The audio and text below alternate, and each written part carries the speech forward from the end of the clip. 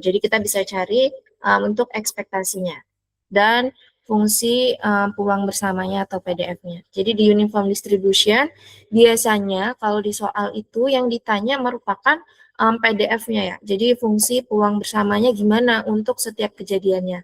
Karena kita tahu tadi kejadian 1 sampai kejadian ke N ya, itu memiliki peluang yang sama. Nah, kita mau mencari nilai PDF-nya atau peluang bersamanya. Ini biasanya untuk yang di uniform distribution. Kemudian untuk contohnya, di sini di kehidupan nyatanya ini, kenapa kita perlu untuk belajar uniform distribution gitu ya. Jadi kita bisa menggunakannya di teori antrian. Kita bisa tahu nih estimasi waktu kedatangan pasien dalam sistem antrian gitu. Misalnya kita bekerja di suatu rumah sakit ya. Di rumah sakit itu misalnya kita buka dari jam 8 misalnya sampai jam 4 sore. Terus kita bisa nih gimana ya estimasi waktu kira-kira kedatangan pasien 1 sama kedatangan pasien 2 itu biasanya di jam berapa aja tuh. Kemudian misalnya untuk interval sore misalnya lebih lama atau lebih sedikit kedatangannya gitu. Jadi kita mau ngelihat kejadian-kejadian itu biasanya datang di jam berapa gitu, ramainya di jam berapa tuh. Kemudian kita bisa menggunakan di telecommunication, jadi analisis waktu panggilan dalam jaringan telepon. Ini juga bisa ya. Kita mau ngelihat waktu panggilannya itu kira-kira di jam berapa. Kemudian ada traffic analysis, yaitu prediksi waktu kedatangan kendaraan di persimpangan. Kita juga bisa nih mau ngelihat kira-kira di persimpangan, misalnya kalian mau ngambil penelitian gitu ya, di waktu persimpangan itu kita mau ngelihat prediksi waktu kedatangannya itu motor satu dengan motor yang lain itu di jam berapa aja. Gitu. Kemudian komputer sistemnya itu contohnya untuk modeling waktu request dalam server system. Nah, ini untuk yang teori antrian contohnya ya. Jadi ada estimasi waktu kedatangan pasien dalam sistem antrian. Jadi kita mau tahu nih, pasien 1 itu datang di jam berapa, pasien 2 datang di jam berapa, pasien 3 datang di jam berapa. Tapi kita udah tahu interval yang kita tahu itu misalnya dari jam 8 jam sampai jam 4, kemudian banyaknya yang datang itu di jam berapa gitu ya. Misalnya kan kalau di rumah sakit itu kita bisa sistem booking gitu ya. Kita udah tahu nih banyaknya orang yang bakalan datang di hari ini itu ada berapa, kemudian interval waktunya dari jam berapa sampai jam berapa. Nah, kita memprediksi kira-kira pasien 1 datang jam berapa, pasien 2 datang jam berapa ya. Jadi ini untuk model MM1 ya. Contohnya ini ada satu pelayanan ya, satu server. Oke, kemudian ini untuk rangkumannya ya. Jadi waktu kedatangan itu kondisional terdistribusi seperti statistic order dari uniform random variables. Kemudian setiap kejadian itu dia memiliki probabilitas yang sama untuk terjadi di setiap titik dalam intervalnya. Kemudian ekspektasi waktunya kedatangan ke K itu kita bisa mencari dengan rumus K kali T per N plus 1. Kemudian properti ini tuh sangat berguna dalam analisis antrian dan sistem stokastik. Oke, sebelum masuk ke beta distribution, apakah ada yang ingin ditanyakan mengenai uniform distribution?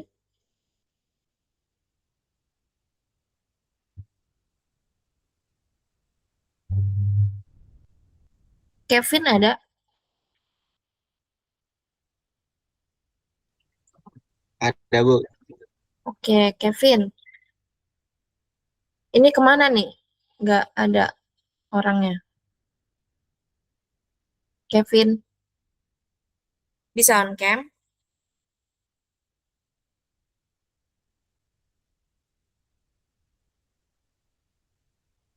Oke, Kevin, saya mau tanya. Em, Tadi uniform distribution itu digunakan untuk apa? Kita bisa menggunakan uniform distribution ketika apa?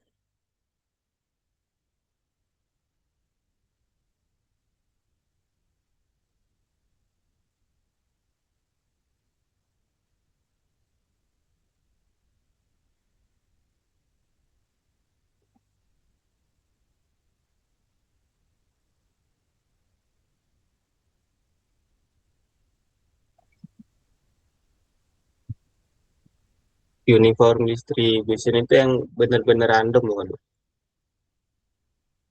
Gimana? Ini tujuannya aja perbedaannya sama yang distribusi eksponensial sama proses Poisson tadi kan untuk melihat waktu antar kedatangannya sama jumlahnya ya. Tapi kalau di uniform distribution ini kita mau mencari apa gitu? Peluang, Peluang, oke, peluang apa? peluang terjadinya suatu kejadian, Bu. Kayak suatu variabel gitu. Oke, oke. Jadi untuk di uniform distribution itu kita mau ngelihat biasanya peluang bersamanya ya. Em, Iya, oke, peluang bersamanya untuk kejadian satu sampai kejadian ke N gitu ya. Nah, kalau di uniform distribution nantinya kita bakalan mengetahui kejadian satu itu datang jam berapa, kejadian dua datang di jam berapa gitu ya. Jadi kita mau tahu nih, mau ngelihat waktu kedatangan untuk setiap kejadiannya gitu ya. Jadi tujuan dari uniform distribution itu mau ngelihat waktunya, waktu setiap kejadiannya. Oke, terima kasih ya Kevin ya. Oke, kita lanjut. Sampai sini ada yang ingin ditanyakan atau sudah jelas, sudah cukup jelas untuk dipahami? Ya, kita lanjut ya.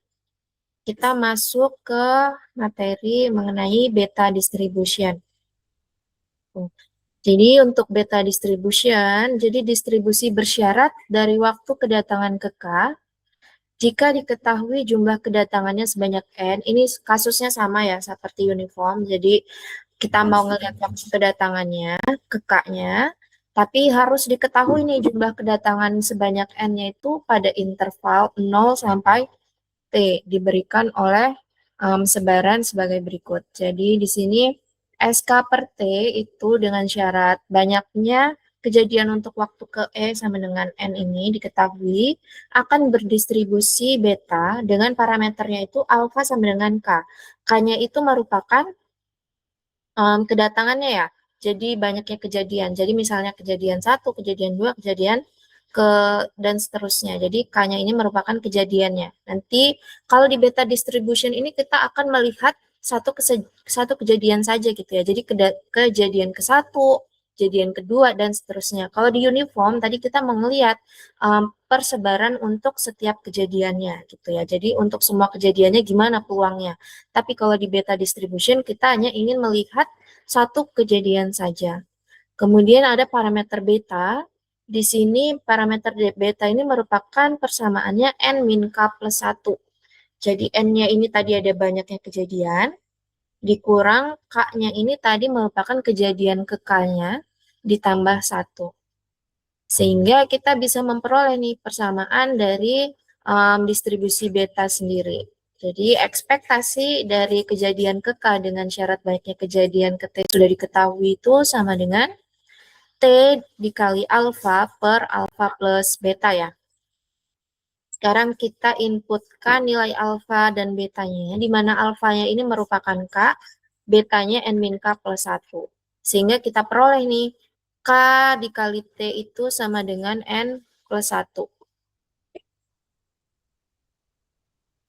Oke, jadi di sini ya, kita bisa menggunakan persamaannya K dikali T per N plus 1. Ini sama seperti yang distribusi uniform ya. Kalau kita mau mencari ekspektasinya itu sama rumusnya itu K dikali T per N plus 1.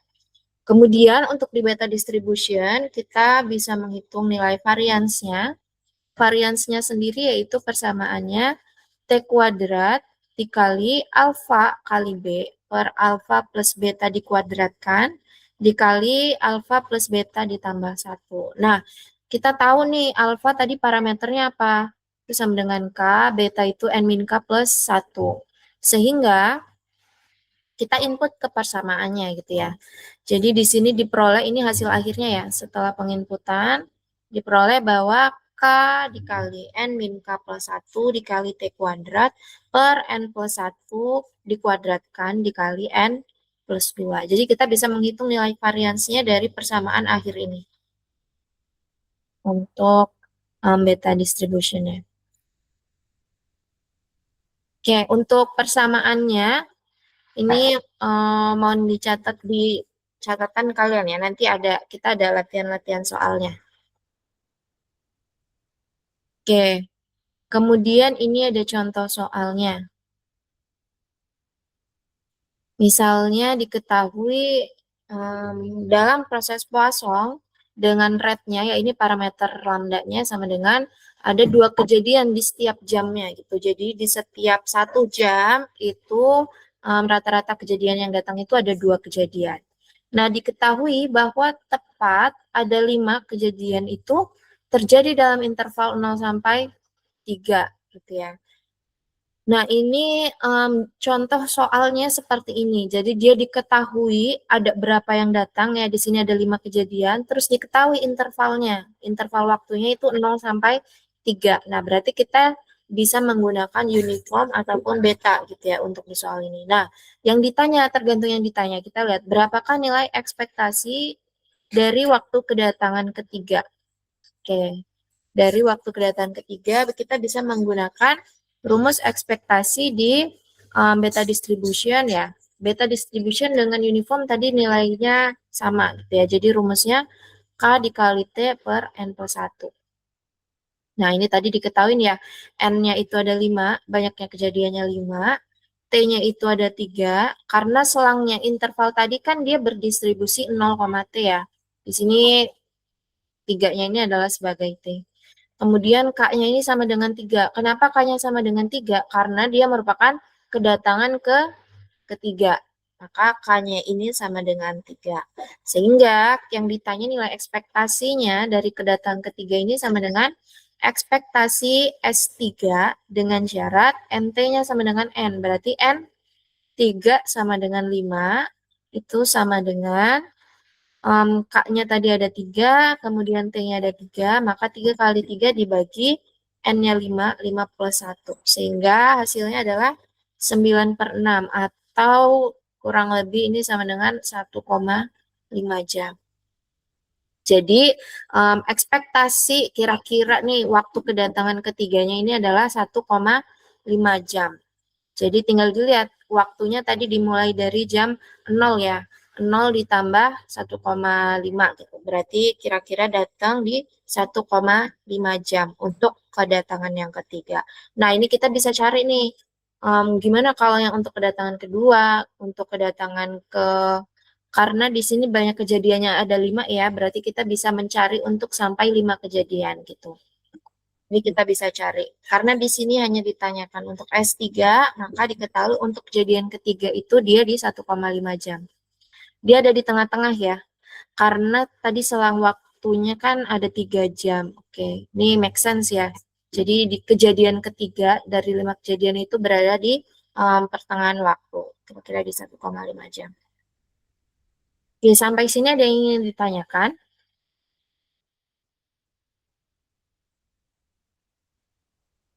Natasha, ada yang ingin ditanyakan? Sejauh ini belum, Bu. Oke, masih bisa diikuti ya? Iya, Bu. Oke, kita lanjut ke contoh soal berikutnya. Oke, di sini diketahui ada pelanggan ya.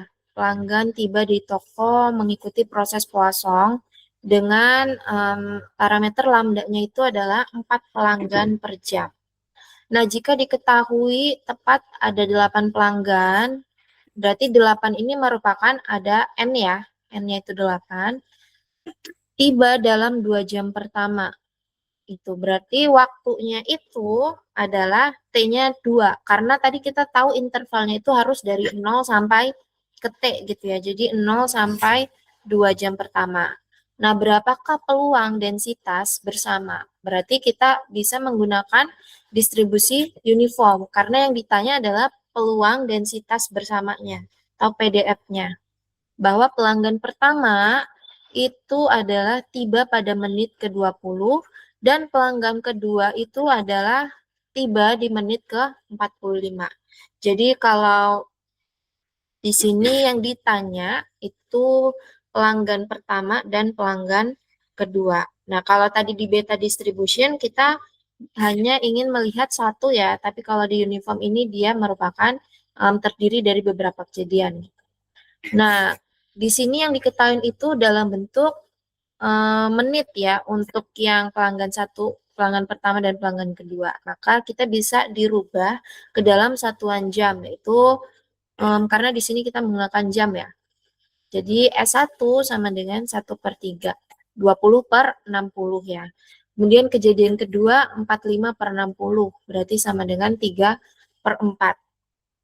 Nah, hal ini bisa kalau kita mau ngerubah menggunakan menit gitu. Berarti kalau tetap mau pakai menit, yang jamnya itu berarti tinggal dirubah ke menit gitu. Tapi nanti di hasil akhirnya kita rubah ke jam juga.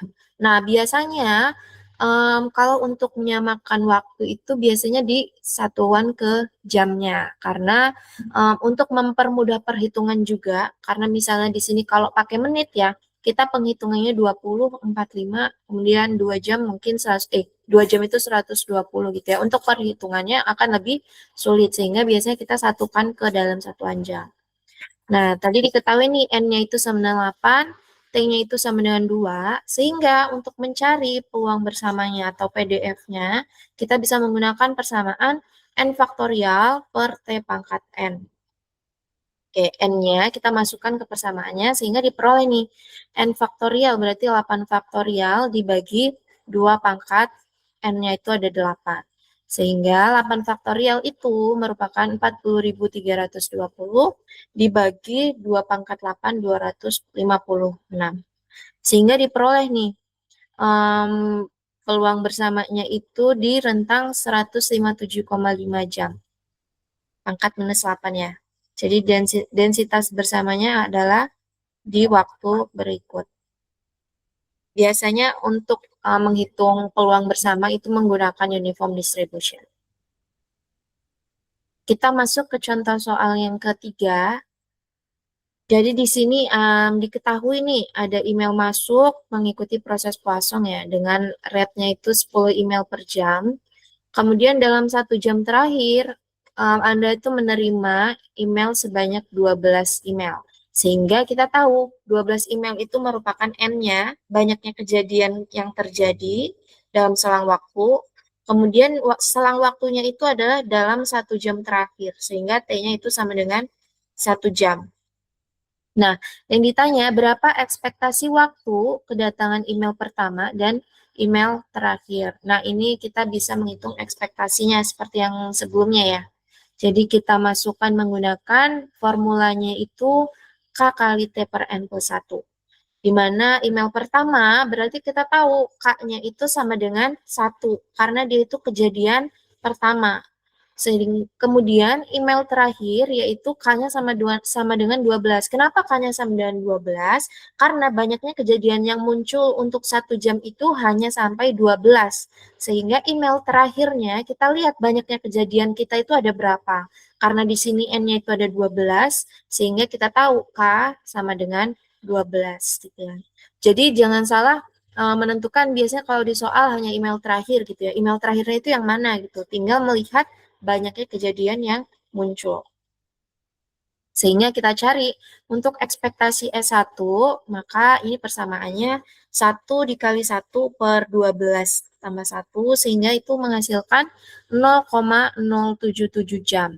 Atau kita bulatkan itu sama dengan 4,6 menit.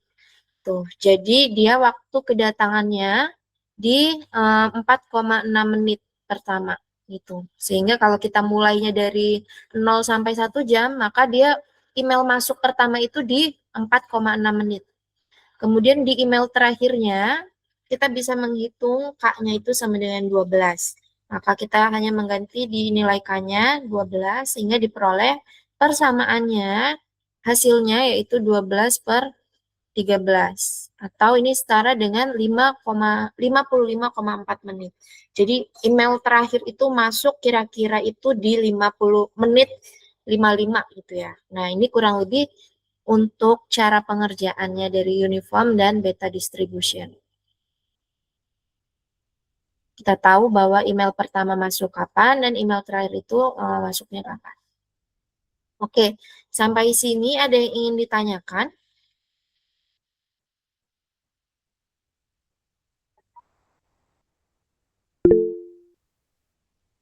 Oke, boleh Rahma. Izin bertanya, Bu. Kalau di kehidupan nyata, misal kita ingin memodelkan tentang email juga, berarti apakah kita harus mengecek distribusinya dulu, Bu? Soalnya kalau di contoh soal itu kan dia mengikuti proses poisson gitu kan. Jadi apakah sebenarnya email masuk itu sudah pasti mengikuti distribusi Poisson atau sebelum misalnya kita mau memodelkan kita harus mengecek distribusinya terlebih dahulu?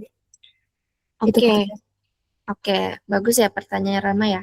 Oke, jadi kan di sini di soal itu biasanya sudah diketahui ya proses Poisson gitu ya, dengan parameternya udah diketahui. Kalau di kehidupan nyata, misalnya kita mau melakukan penelitian dan sebagainya, sebaiknya kita cek dulu. Jadi waktu kedatangan kita itu benar-benar mengikuti proses Poissonnya atau tidak gitu ya. Dengan rate-nya itu kira-kira berapa. Karena kan kita udah tahu tuh tadi ya, kita udah punya data, oh ternyata misalnya di hari sebelumnya nih, kita udah punya data dari jam segini sampai segini itu bakalan datang berapa gitu kan, berapa orang. Nah, kita bisa cari tahu distribusinya itu mengikuti proses Poisson dengan parameternya itu, lambdanya itu biasanya berapa rata-ratanya per jam. Baru kita bisa menghitung menggunakan uniform tadi. Gitu. Oke, gimana Rama? Apakah bisa dipahami? Berarti kalau kita punya data hari ini, kemudian yang mau kita prediksi data hari berikutnya, begitu ya, Bu? Bukan. Jadi maksudnya kalau untuk yang menghitung uniform ini, kalau misalnya di rumah sakit nih gitu ya. Jadi kita udah tahu data hari ini itu bakal datang berapa pasien gitu. Jadi udah tahu dalam waktu interval berapa sama banyaknya yang datang itu ada berapa, udah diketahui untuk di hari ini. Gitu. Nah, kita mau cari tahu kedatangan pasiennya itu datang di jam berapa aja.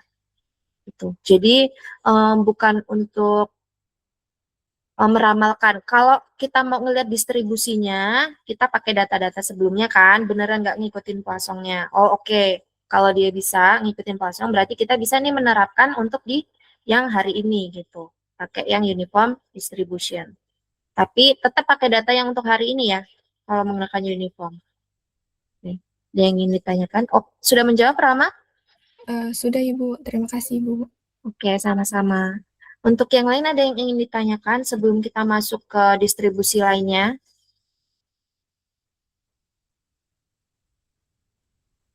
Bisa diikuti? Oke, kalau bisa kita lanjut ke materinya ya. Sebelum lanjut, saya mau tanya dulu deh. Muhammad Ridwan ada? Ada deh, Bu. Oke, Muhammad Ridwan saya mau tanya.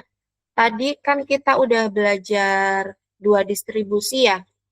Ada distribusi apa aja? Tadi salah satunya distribusi beta kan, Ibu? Oke, beta dengan Distribusi beta sama distribusi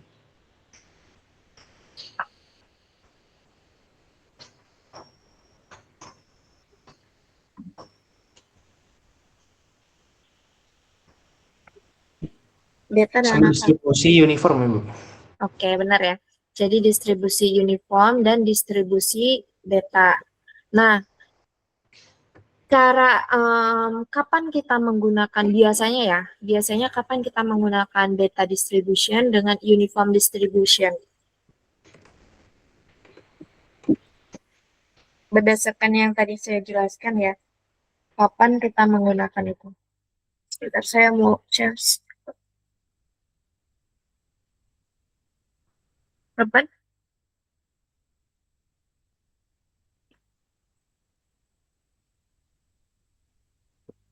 Ketika case-nya apa?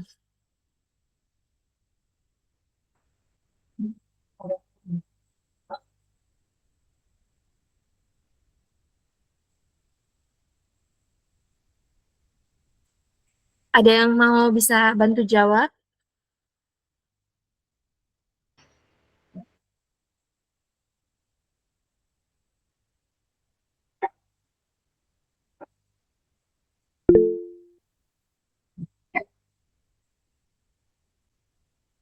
Oke, Oke, Bu, Fatina mungkin boleh.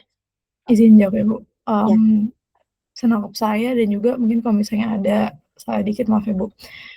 Distribusi uniform itu dipakai ketika kita itu mau ngelihat persebaran setiap kejadian. Jadi nggak cuma satu kejadian. Tapi kalau misalnya beta distribution atau distribusi beta itu, kita mau ngelihat gimana sih persebaran kejadian persebaran dalam satu kejadian aja. Jadi lebih kayak spesifik gitu, Bu. Oke, terima kasih ya Fatina ya. Oke, benar ya jawabannya Fatina.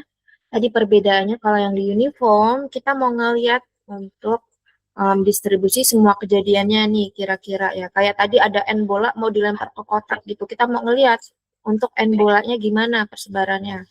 Tapi kalau untuk yang di beta, kita fokus ke satu kejadiannya. Jadi biasanya langsung ditanya nih, kira-kira kedatangan waktu pertama berapa gitu, waktu kedua berapa, dan seterusnya. Oke, ada yang ingin ditanyakan? Sampai sini udah ada lagi ya? Kita lanjut ke materi berikutnya, yaitu mengenai binomial distribution ya. Jadi ini distribusi yang ketiga yang kita pelajari. Misal di sini pada suatu proses Poisson diketahui pada interval 0 sampai T itu telah terjadi N kejadian. Jadi ini case-nya sama distribusi sebelumnya.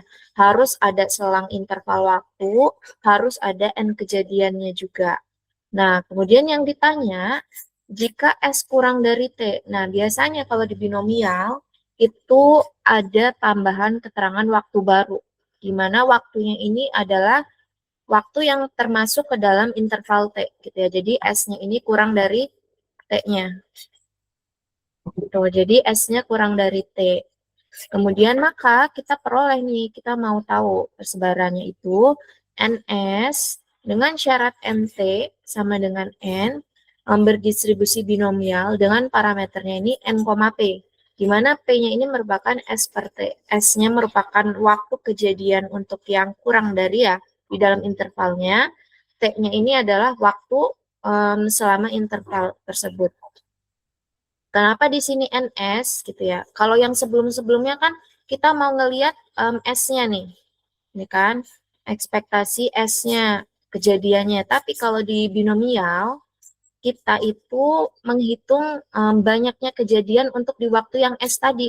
Jadi kita punya S waktu baru di dalam interval, kita mau tahu kira-kira kejadiannya ini ada berapa ya untuk sampai waktu tersebut. Tapi kita tahu ternyata ada N kejadian untuk sampai interval waktu T. Ya, ini perbedaan dari distribusi sebelumnya. Nah, kalau kita mau mencari ini, kita bisa menggunakan rumus distribusi binomial tadi. Sehingga untuk mencari ekspektasinya atau kira-kira berapa banyaknya kejadian untuk sampai waktu ke S ini, kita bisa menghitung dengan persamaan N dikali P. Di mana N-nya ini merupakan banyaknya kejadian, P-nya kita rubah menjadi S per T tadi ya. Waktu S dibagi waktu T. Kemudian kita bisa menghitung nilai variansnya. Ini kalau ekspektasi sama varians binomial harusnya sudah dipelajari ya di teori peluangnya untuk setiap distribusi. Ekspektasinya persamaannya apa, variansnya persamaannya apa. Sehingga kita di sini hanya melanjutkan ya. Kalau misalnya lupa bisa dicek materi-materi di perkuliahan sebelumnya gitu. Binomial itu ekspektasinya gimana cara nyarinya dan seterusnya. Kemudian karena varians tadi itu rumusnya N dikali P dikali 1 min P, kita bisa menghitung dengan persamaan, kita rubah ya P-nya menjadi S per T. Jadi di sini N dikali S per T, kemudian dikali 1 min S per T. Sehingga kita bisa menggunakan persamaan yang di bawah ini. N dikali S dikali T min S dibagi T kuadrat.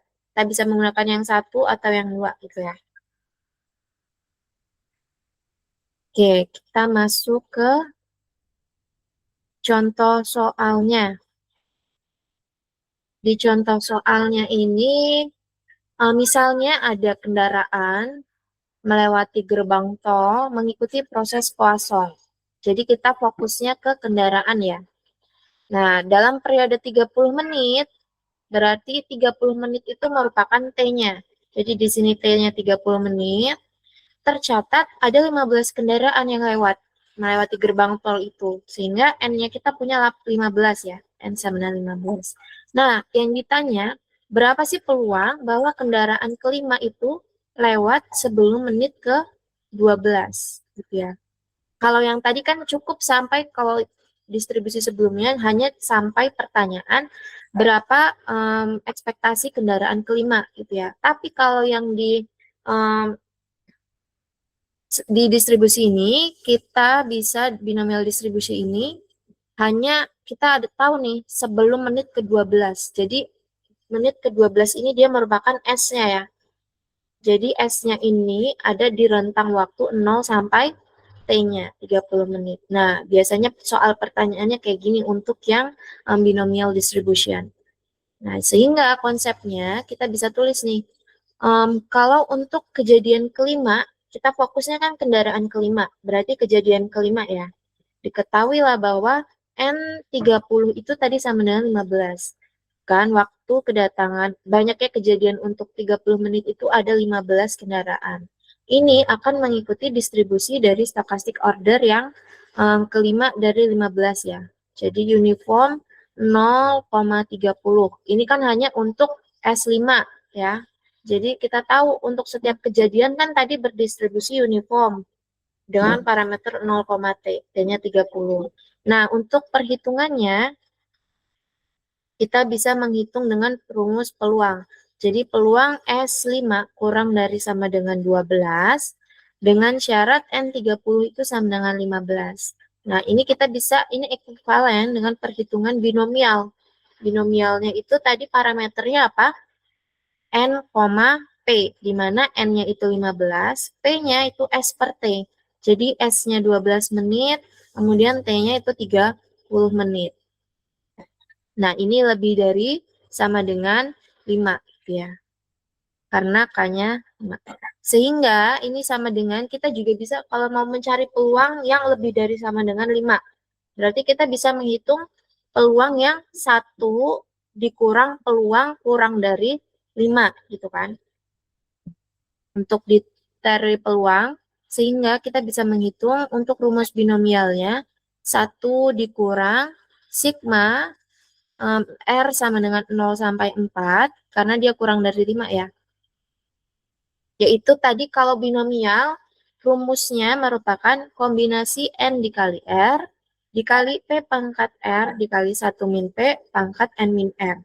Kalau di kasus binomial yang teori peluang sebelumnya itu, yang kita sudah pelajari itu, di sini biasanya peluang sukses dan peluang gagal ya, 1 min P ya. Tapi kalau kita sudah masuk ke materi ini kita ya, proses Poisson ini, P-nya tadi adalah S per T. Gitu ya. Jadi bukan peluang gagal sukses, tapi peluang untuk yang S per T-nya tadi. Nah, S per T ini 12 per 30 merupakan kita bisa tulis 0,4 ya. Jadi Y itu berdistribusi binomial dengan parameternya adalah 15 ya, N, kemudian P-nya itu merupakan 0,4. Ini dihitung kan untuk perhitungannya agak rumit ya, karena dia ada perhitungan kombinasi, kemudian kita jumlahkan. Ya, kita sigma, menggunakan sigma kita jumlahkan. Nah, nanti waktu misalnya di UAS, bisa menggunakan kalkulator untuk perhitungan ini. Sehingga diperoleh hasilnya adalah 0,783. Ini untuk nilai distribusinya, Y-nya. Oke. Kita masuk ke contoh soal yang kedua. Di sini diketahui ada gempa kecil di suatu wilayah terjadi mengikuti proses Poisson. Jadi case-nya kita fokus ke soal mengenai gempa ya. Jadi dalam 10 hari terakhir tercatat ada 6 gempa. Kemudian jika kita membagi periode 10 hari menjadi 2 bagian, Jadi ada 5 hari pertama dan 5 hari kedua ya. Jadi kita punya ada hari T-nya kita 10 hari, tapi kita mau bagi 2 nih. Berarti 5 hari pertama dan 5 hari kedua. Nah, berapakah ekspektasi jumlah gempa di 5 hari pertama? Jadi fokusnya ini kan di 5 hari pertama merupakan S-nya ya. Jadi kita punya waktu T-nya 10, kemudian ada waktu yang lebih kecil dari 10. Berarti ini S-nya. S-nya ini sama dengan 5 gitu. Nah, diketahui banyaknya kejadiannya 6, kemudian gempa dalam waktu T-nya itu adalah 10 hari. Kemudian konsepnya karena waktu kedatangan itu tadi berdistribusi uniform dengan parameter 0,T. Nah, setiap gempa ini memiliki peluang yang 0,5 terjadi di 5 hari pertama, kemudian 0,5 juga di 5 hari kedua gitu ya. Karena ini case-nya mudah ya.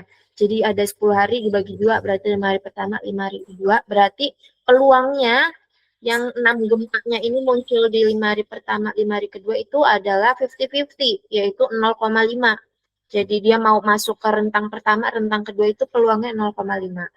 Sehingga kita bisa menghitung jumlah gempa di 5 hari pertama itu akan berdistribusi binomial dengan parameternya, N-nya itu 6, kemudian P-nya itu S per T-nya, tadi kita bisa ngitung ya, S-nya 5 per 10, jadi 0,5. Kita bisa menghitung dengan persamaan ekspektasi tadi, karena yang ditanyakan ekspektasi jumlah ya. Sehingga di sini N dikali P. Di mana N-nya ini merupakan 6, kemudian P-nya ini merupakan S per T tadi 0,5. Sehingga kita punya persamaan ekspektasi yang bakalan muncul itu ada 3 gempa di 5 hari pertama. Berarti karena totalnya ada 6 gempa ya, 3 gempanya di interval kedua atau 5 hari kedua. Oke, sampai sini ada yang ingin ditanyakan? Untuk yang di binomial,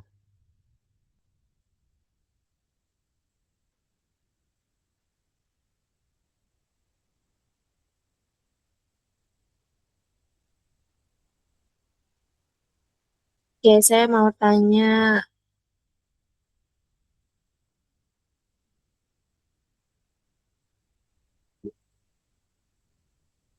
Arienta ada? Arienta Husnu? Ada Ibu. Oke, Arienta saya mau tanya nih, kan kita udah belajar 3 distribusi ya tadi. Bisa dijelaskan, Arienta, kapan kita menggunakan uniform, kapan kita menggunakan beta, kapan kita menggunakan binomial distribution?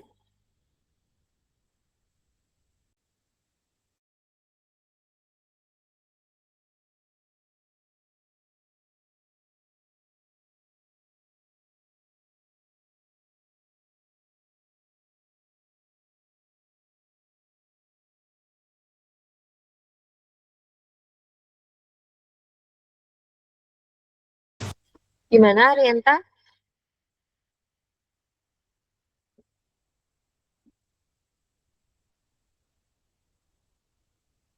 Atau ada yang mau coba bantu jawab?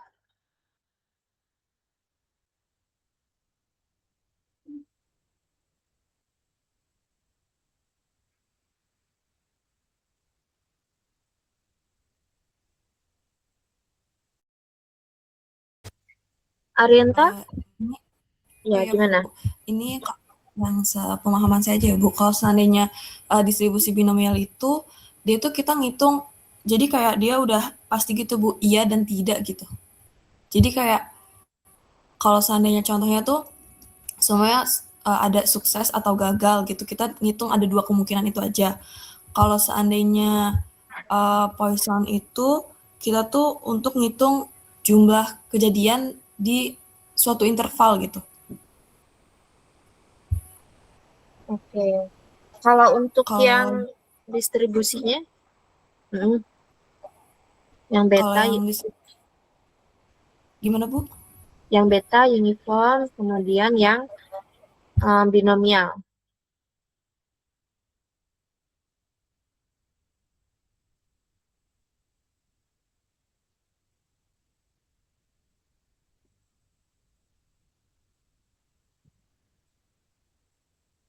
Kalau beta tadi digunakan ketika apa?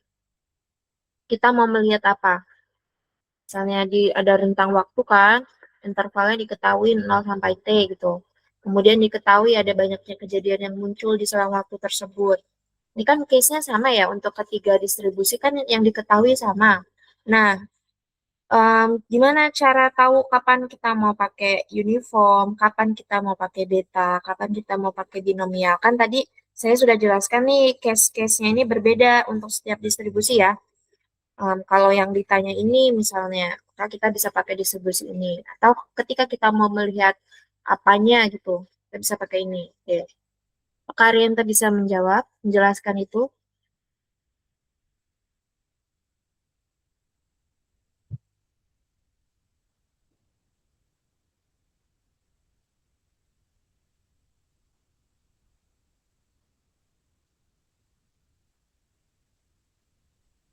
Oke, Romauli ada. Coba, Romauli bisa membantu Arianta.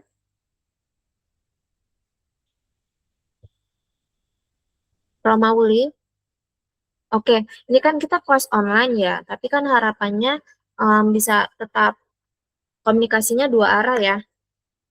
Tuh. Romauli ada? Ibu mau izin jawab. Oke. Afifa ya? Ya, Iya, oke boleh Afifa. binomial itu saat ada percobaan berulang kalau uniform itu kalau misalkan kemungkinannya itu sama sama yang satu lagi beta itu kalau misalkan si probabilitas ini belum pasti.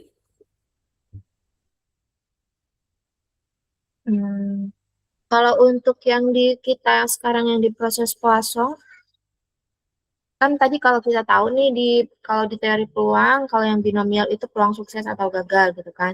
Tapi kan kalau udah di case-nya yang kita yang mengenai proses Poisson ini, itu konsepnya agak berbeda ya, karena bukan peluang sukses atau gagal gitu, yaitu banyaknya kejadian. Tadi kan parameternya NP, di mana P-nya itu adalah S per T, jadi kaitannya udah dengan waktu gitu.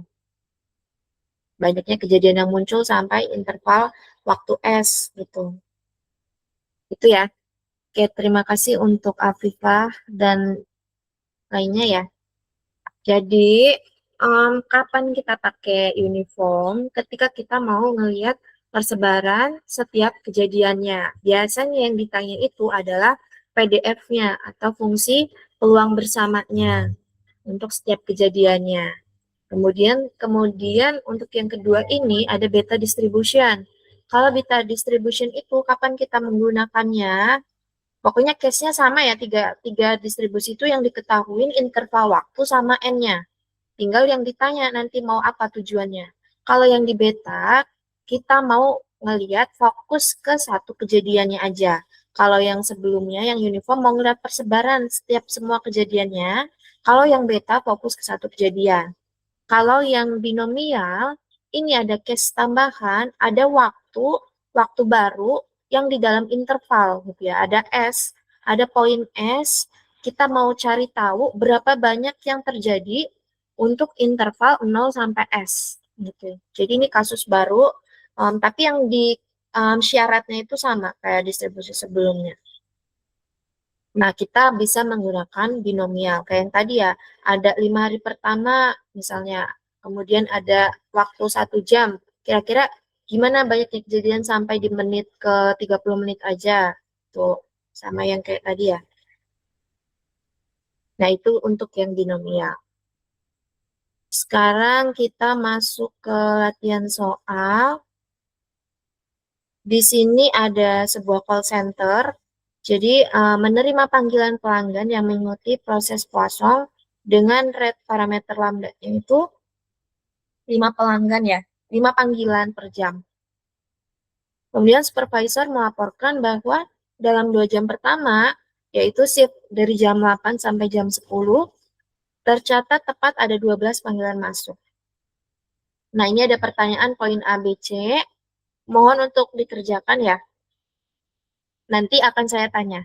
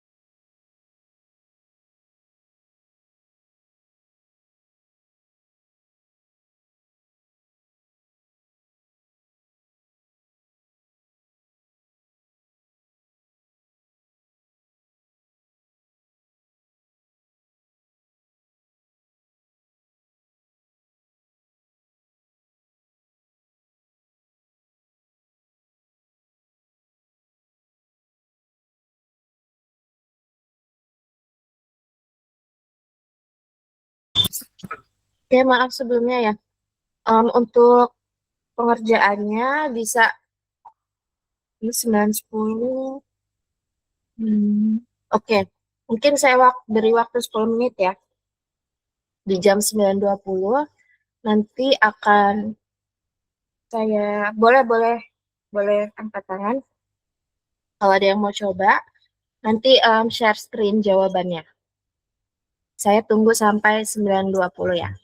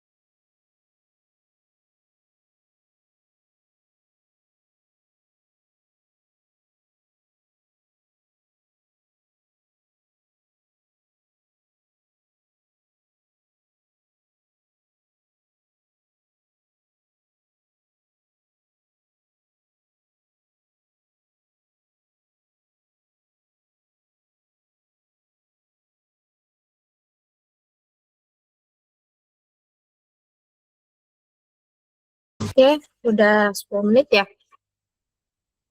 Ada yang mau coba presentasi? Saya tutup share screen-nya dulu ya.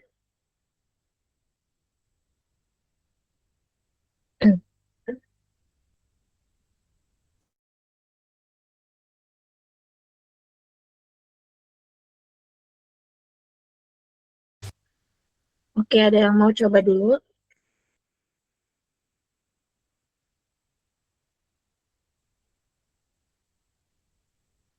Untuk yang poin ABC.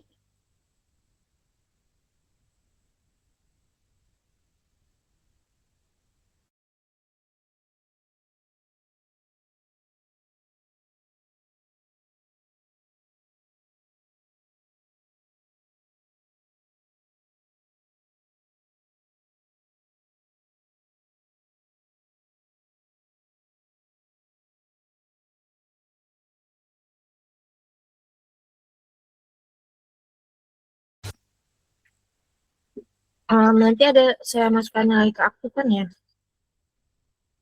Ada yang mau coba 3 orang? Boleh raise hand ya? Sebentar. Fabio boleh?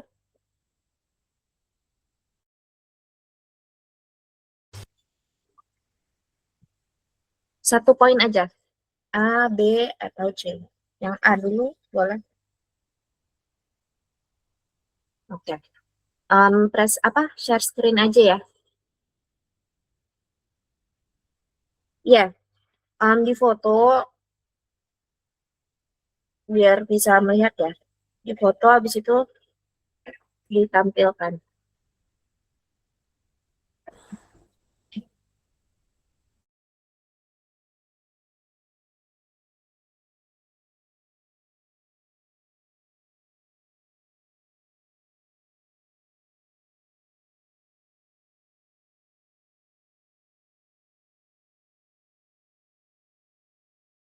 Untuk yang poin BC boleh ya? Nanti setelah Fabio.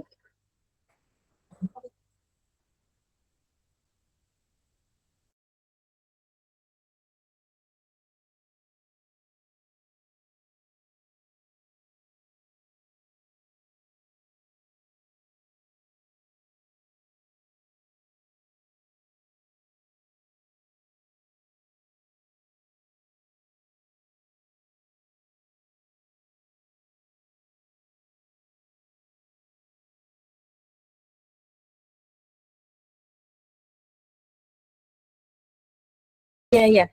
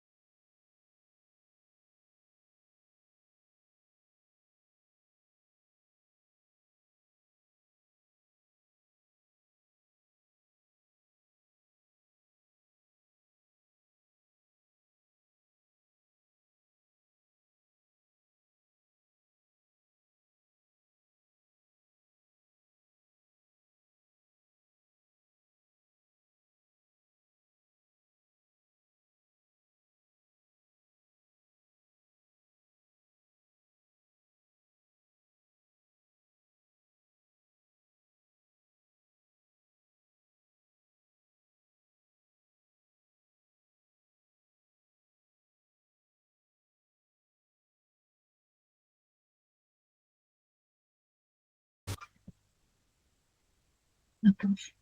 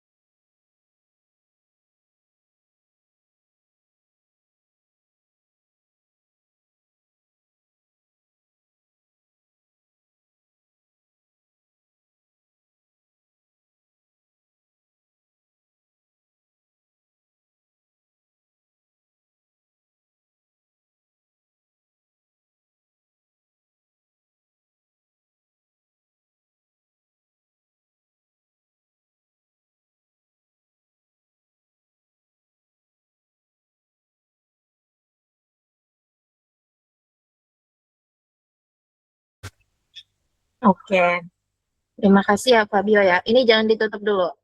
Oke, jadi benar ya tadi ya, karena di sini kan diketahui bahwa rate-nya tadi 5 panggilan per jam ya. Kemudian T-nya itu 2 jam, oke benar. Kemudian banyaknya kejadian yang muncul itu di dalam rentang 2 jam. Jamnya itu jam 8 sampai jam 10 ya. Itu ada 12 panggilan. Kemudian kita mau cari tahu ekspektasi untuk panggilan ke pertama, kelima, dan terakhir. Berarti kita ganti K-nya jadi 2. K-nya jadi panggilan pertama ya, K-nya 1, 5, dan 12. Oke, ini udah benar ya. Jadi untuk yang panggilan pertama itu di menitnya itu muncul di 9.23. Karena kita mulainya jam 8, maka kita buat panggilan pertama itu jam 8 lewat 9 menit gitu ya. Nanti kalau misalnya di UAS ada, boleh ditambahkan waktunya, waktu akhir ya, 8 lewat 9. Kemudian untuk yang kejadian kedua 46 berarti 8 lewat 46. Ini udah benar. Oke, terima kasih ya Fabio ya. Ini udah benar. Yang lain ada yang mau ditanyakan tentang jawaban Fabio atau sama semua? Sama Ibu. Sama ya. Bisa mengerjakan semua ya. Jadi nanti kalau di UAS ditambahkan sampai waktu akhir di interval. Tadi kalau mulai dari jam 8 tinggal ditambahin 8 berapa, 8. Oke. Terima kasih ya Fabio ya. Tadi jawabannya udah benar. Kita lanjut untuk yang poin BC. Ada yang mau coba?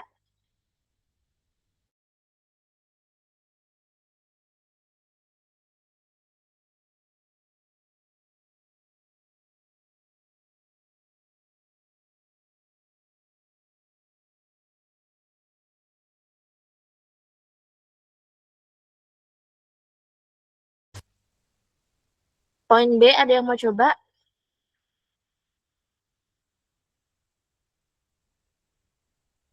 Saya kasih nilai keaktifan ya.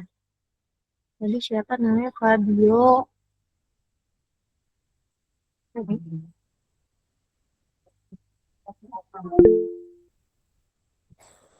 Izin di toilet. Oke, boleh. Yang Rahma boleh? Ya, izin share screen ya Ibu. Iya, boleh. Rahma nomor berapa? Yang B atau C? Dua-duanya sudah Bu sebenarnya. Oke, yang B dulu ya, biar temennya dapat juga. Baik Ibu. Oke.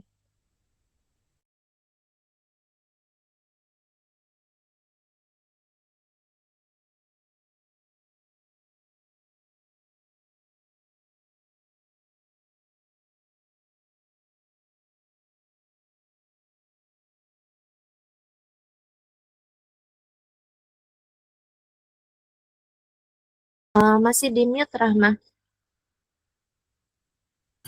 Ya, baik Ibu. Yang B tadi kan ditanya varians ketika kejadian varians dari waktu kedatangan panggilan pertama ya Bu. Jadi kan itu di satu waktu aja. Berarti kalau di satu waktu aja, tadi kita pakai distribusinya beta. Nah, kalau di beta, rumus variansnya, berarti di sini yang dicari adalah varians dari S1 dengan syarat banyak kejadian adalah 12 yang sudah diketahui di soal tadi. Nah, kita masukkan rumusnya. Rumusnya adalah T kuadrat alfa beta per alfa plus beta kuadrat dikali A plus beta plus 1. Atau jika kita turunkan, dia akan menjadi K dikali N min K plus 1 dikali T kuadrat per N plus 1 kuadrat dikali N plus 2. Langsung kita masukkan. K-nya itu adalah 1 karena yang ditanya adalah varians waktu panggilan pertama. Jadi di sini 1. Kemudian untuk N-nya adalah jumlah panggilan. Nah, jumlah panggilan ini tadi adalah 12 di sini. Kita masukkan 12. Kemudian dikurang 1 ditambah 1 per 12 plus 1 kuadrat dikali 12 plus 2 dan dikali T kuadrat, dikali 2 kuadrat. Di sini diperoleh 12 per 13 kuadrat kali 4 per 14, kemudian dikali 4 hasil dari 2 kuadrat tadi. Diperoleh 48 per 23 2366 jika dibulatkan sekitar 0,0203 jam kuadrat di sini, Bu, hasilnya, karena hasil dari T kuadrat tadi. Jadi begitu, Ibu. Mohon koreksinya jika sekiranya masih ada yang salah. Oke, untuk Rahma jawabannya sudah benar ya. Variansnya tadi. Berarti ini kita pakai distribusi yang apa? Yang gamma, Ibu, karena cuma di satu titik waktu saja.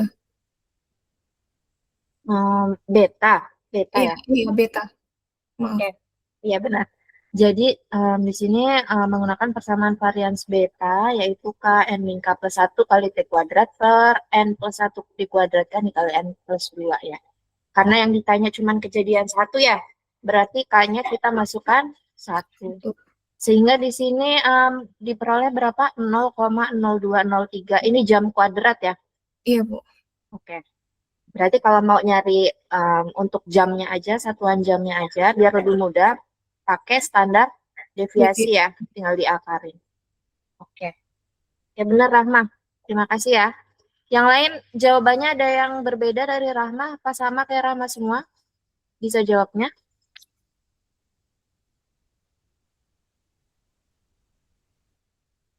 Oke.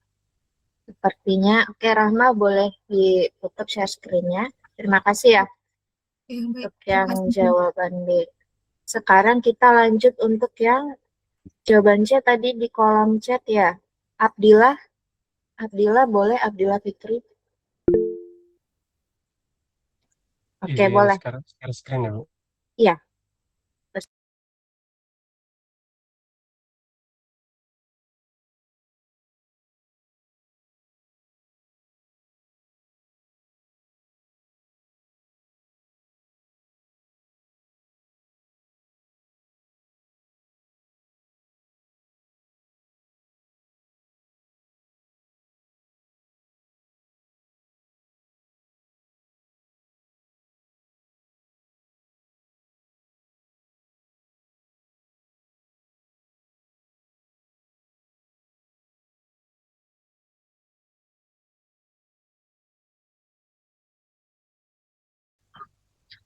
Izin menjelaskan Ibu, di sini saya menggunakan distribusi binomial.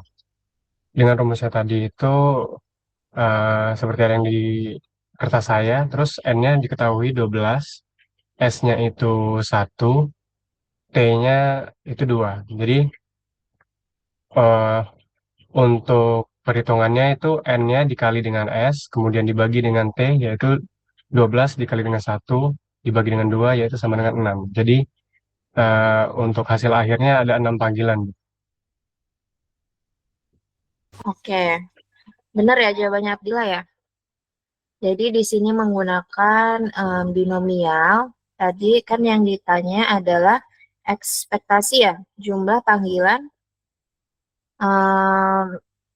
sebentar, ekspektasi jumlah panggilan yang masuk di jam pertama gitu. Jadi di sini menggunakan ekspektasi binomial ya. Dengan rumusnya itu NS dibagi T. Di mana N-nya tadi 12, S-nya ini karena kejadiannya pertama 1, T-nya sedangkan ada di rentang 2 jam, 8 sampai 10. Sehingga diperoleh bahwa ekspektasi untuk 1 jam pertama itu berarti ada 6 panggilan. Oke, benar untuk Abdillah. Oke, untuk yang lainnya bisa mengerjakan semua ya, harapannya ya. Bisa dicoba juga itu.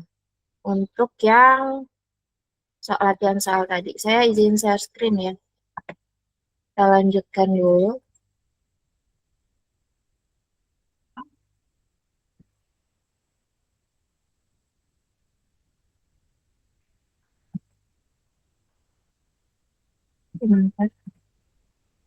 Oke. Jadi di sini untuk yang pertama tadi jawabannya ya, Pak Bio sama di jam 9.23 ya, jam 8.09. Yang panggilan kelima jam 8.08.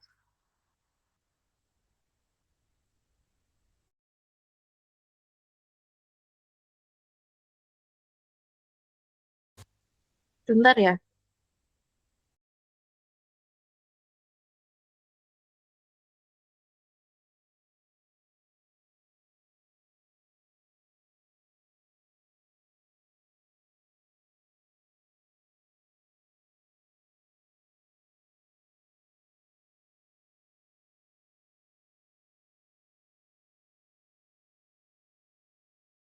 Ya, ini untuk jawabannya. Tadi benar ya, yang variance-nya itu, tadi kan 0,02, kita cari standar deviasinya aja. Kemudian untuk yang C, tadi poinnya ada 6 panggilan ya, sama ya. Oke, kemudian ini ada latihan soal untuk tugas individu ya. Jadi nanti bisa pengumpulannya menggunakan e-learning. Boleh di screenshot dulu. Nanti saya upload materinya di e-learningnya itu setelah nanti kelas yang RD ya. Nanti kalau mau langsung ngerjain boleh ini di screenshot dulu. Untuk waktu pengumpulannya saya buat 1 minggu dari ini. Berarti saya buat nanti di Sabtu untuk kelas RC ya, pengumpulan maksimalnya. Oke. Oke. Sampai sini ada yang ingin ditanyakan? Nanti tugasnya bisa dikumpulkan ya. Mohon untuk apa? Scan-nya harap tulisannya jelas ya, biar saya bisa mengoreksinya dengan ini. Baik. Oke, karena kita waktunya sampai jam 9.40 ya, tadi kita mulai jam 8. Saya 2 menit lagi. Nih, ada yang mau ditanyakan? Tadi yang absen, yang nggak bisa, nanti saya minta tolong ya, Rahma ya. Baik, Ibu. Sambil dicek yang nggak bisa absen ini beneran hadir apa nggak di Zoom ya. Oke. Karena waktunya kita 2 menit lagi ya. Kita tutup saja kelasnya. Terima kasih sebelumnya untuk semuanya ya, karena sudah hadir di kelas dan mendengarkan materi dengan baik. Saya mohon maaf ya apabila ada salah kata atau perlakuan dalam perkuliahan ini. Selama perkuliahan, saya akhiri. Wassalamualaikum warahmatullahi wabarakatuh. Waalaikumsalam. Waalaikumsalam.